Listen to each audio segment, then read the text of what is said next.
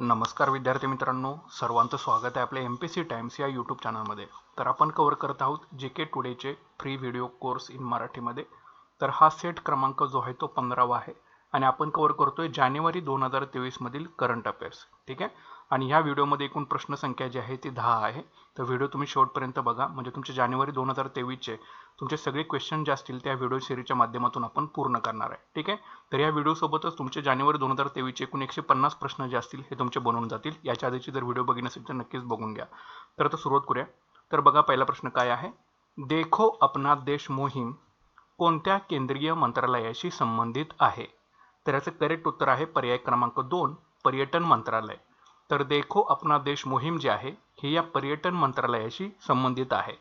तर देशांतर्गत पर्यटनाला चालना देण्यासाठी पंतप्रधान नरेंद्र मोदी यांनी 2022 पर्यंत किमान 15 स्थळांचा प्रवास करण्याच्या आव्हानाच्या अनुषंगाने देखो अपना देश मोहीम कोणार्क ओडिशा येथे केंद्रीय पर्यटन मंत्र्यांनी सुरू केली. म्हणजे सुरू कुठे केलेलं आहे? कोणार्क ओडिशा या ठिकाणी सुरू केलेलं आहे. भारतीय रेल्वे देखो अपना देश उपक्रमाच्या अनुषंगाने नुकतीच भारत गौरव टुरिस्ट ट्रेन सुरू केली. भारतीय रेल्वेने देखो अपना देश उपक्रमाच्या अनुषंगाने काय केलेलं आहे? भारत गौरव टुरिस्ट ट्रेन जी आहे ही सुरू केलेली आहे. आणि ही ट्रेन भारतातील अयोध्या आणि नेपाळमधील जनकपूर या तीर्थक्षेत्रांना जोडणाऱ्या मार्गावरती धावते. ही जी भारत गौरव टुरिस्ट ट्रेन आहे ही भारतातील अयोध्या आणि नेपाळमधील जनकपूर या तीर्थक्षेत्रांना जोडण्याच्या मार्गावरती धावते. ठीक आहे. तर निश्चितपणे हा प्रश्न लक्षात ठेवा. पुढचा प्रश्न बघूया. बक्सवाह खान कोणत्या राज्यामध्ये आहे? ही बक्सवाह जी खान आहे ही कोणत्या राज्यामध्ये आहे? तर याचं करेक्ट उत्तर आहे पर्याय क्रमांक 2, ती मध्य प्रदेश या राज्यामध्ये आहे. म्हणजे बक्सवाह खान जे आहे ती मध्य प्रदेश या राज्यामध्ये आहे. तर SL mining and industries limited EMIL Aditya Birla समूहाची उपकंपनी मध्य प्रदेशात एक मोठा हिरा प्रकल्प कार्यान्वित करण्याचा प्रयत्न करत आहे.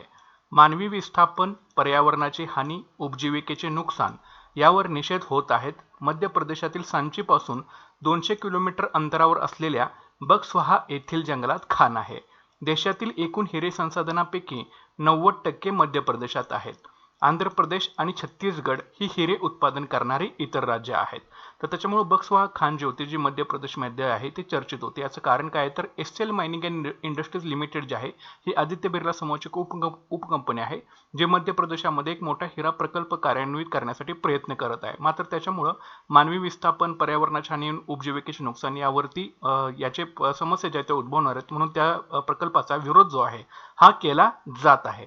आणि ह्या जो प्रकल्प उभारणार होता हा मध्य प्रदेशातील सांचीपासून 200 किलोमीटर अंतरावरती बक्सवाहा या जंगलामध्ये आहे.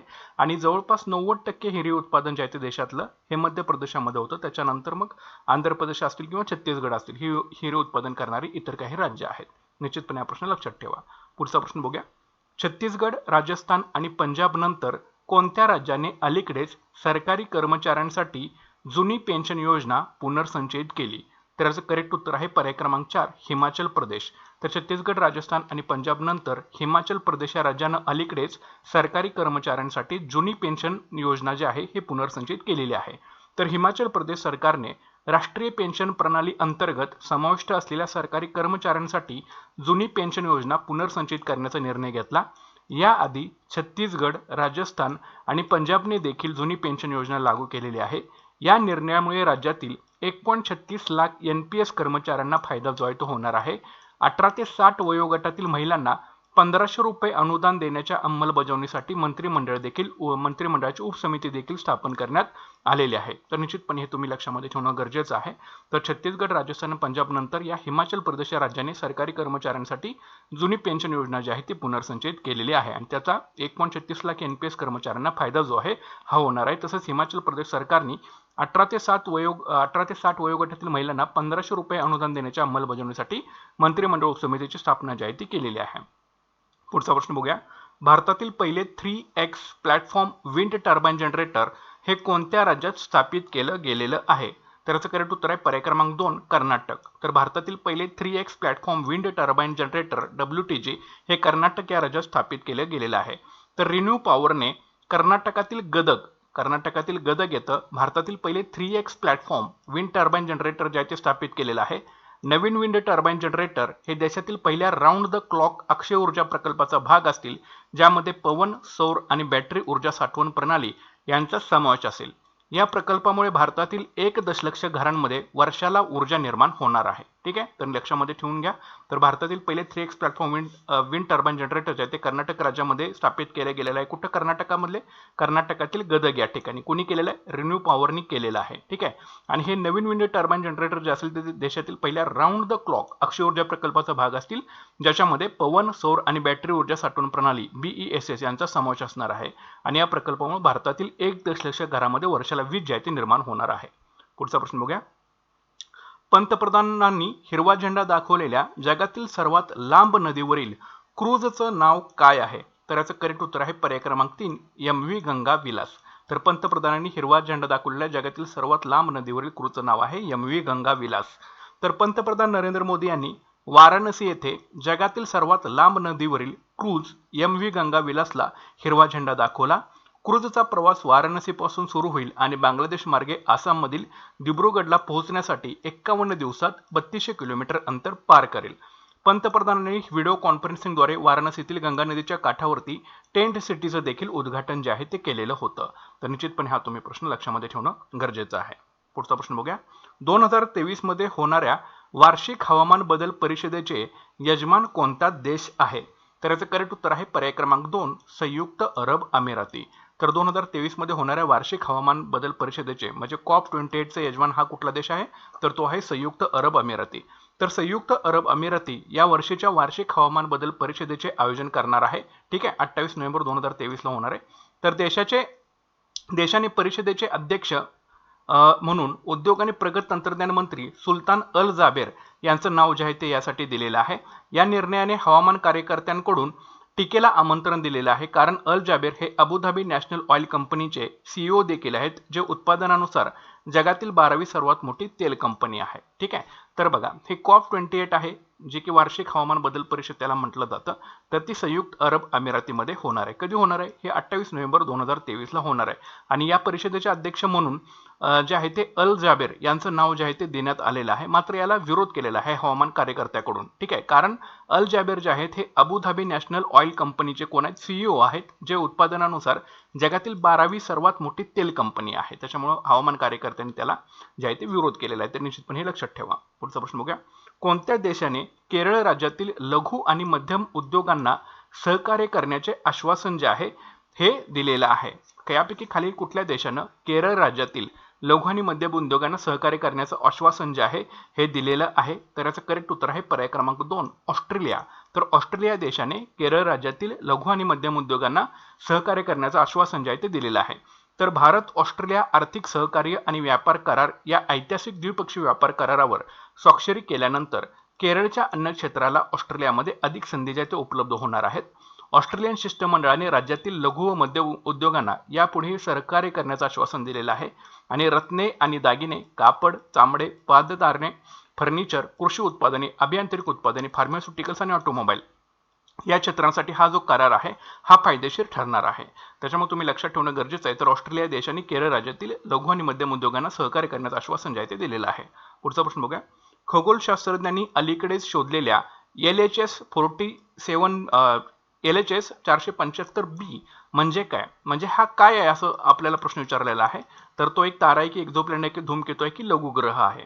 तर याचं करेक्ट उत्तर जे आहे ते आहे पर्याय क्रमांक 2 तो एक एक्झोप्लॅनेट आहे.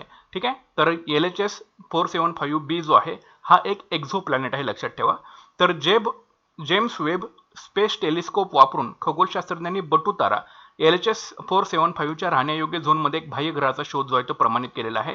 LHS 475b नावाचा हा ग्रह पृथ्वीच्या आकारमानाच्या जवळपास 99.1% आहे आणि त्याचा परिभ्रमण कालावधी 2.3 दिवस इतका आहे. LHS 475b किमान एक ग्रह होस्ट करतो, ज्याला पूर्वी नासाच्या ट्रान्झिस्टिंग एक्झोप्लॅनेट सर्व्हे सॅटेलाइट म्हणजे TESS मिशनद्वारे ग्रह उमेदवार म्हणून जे होतं ते वर्गीकृत केलेलं होतं. तर हा एक बटू तारा किंवा एक्झोप्लॅनेट आहे, तुम्ही लक्षामध्ये ठेवून घ्या, जो की जेम्स वेब स्पेस टेलिस्कोप वापरून हा शोधला गेलेला आहे. तो पृथ्वीच्या आकारमानाच्या जवळपास 99.1% इतका आहे. त्याचा परिभ्रमण कालावधी हा 2.03 दिवस इतका आहे. तो एक प्रत्येक LHS 475B जो आहे ते ग्रहघोष करतो, ज्याला पूर्वी नासाच्या ट्रान्झिस्टिंग एक्झोप्लॅनेट सर्व्हिस सॅटेलाइट मिशनद्वारे ग्रह उमेदवार म्हणून जे होतं ते वर्गीकृत केलेलं होतं. तो एक एक्झोप्लॅनेट हे तुम्हाला लक्षामध्ये ठेवणं गरजेचं आहे. पुढचा प्रश्न बघूया. कोणता देश इंटरनॅशनल स्पेस स्टेशनच्या 3 कर्मचाऱ्यांना वाचवण्यासाठी रेस्क्यू कॅप्सूल जे आहे हे पाठवणार आहे? तर याचं करेक्ट उत्तर आहे पर्याय क्रमांक 2 रशिया. तर रशिया हा जो देश आहे हा इंटरनॅशनल स्पेस स्टेशनच्या 3 कर्मचाऱ्यांना वाचवण्यासाठी एक रेस्क्यू कॅप्सूल जे आहे हे पाठवणार आहे. तर उल्कापातामुळे अंतराळ यानाचे नुकसान झाल्यानंतर रशियाने आंतरराष्ट्रीय अंतराळ स्थानकाच्या 3 कर्मचाऱ्यांना वाचवण्यासाठी बचाव कॅप्सूल म्हणजे रेस्क्यू कॅप्सूल पाठवण्याची घोषणा केली. डॉक केलेल्या सोयुज MS-22 मध्ये गेल्या महिन्यात मोठी गळती झालेली होती, ज्यामुळे अंतराळात रेडिएटर कूलंटची फवारणी झाली आणि अंतराळवीरांच्या जोडीला नियोजित स्पेसवॉक रद्द करण्यास प्रवृत्त केले गेलं. रशियाची स्पेस एजन्सी रोसकॉस्मॉसने सांगितलं की या हल्ल्यामुळे स्पेस स्टेशनच्या क्रूला कोणताही धोका नाही. ठीक आहे, रशियाच्या स्पेस एजन्सीचं नाव काय आहे तर ती आहे रोसकॉस्मॉस. हे तुम्हाला याच्यामध्ये लक्षात ठेवावं लागेल. ठीक आहे, तर रशिया हा जो देश आहे इंटरनॅशनल स्पेस स्टेशनच्या 3 कर्मचाऱ्यांना वाचवण्यासाठी एक रेस्क्यू कॅप्सूल जे आहे हे पाठवणार आहे, हे तुम्हाला लक्षामध्ये ठेवणं गरजेचं आहे. पुढचा प्रश्न बघूया.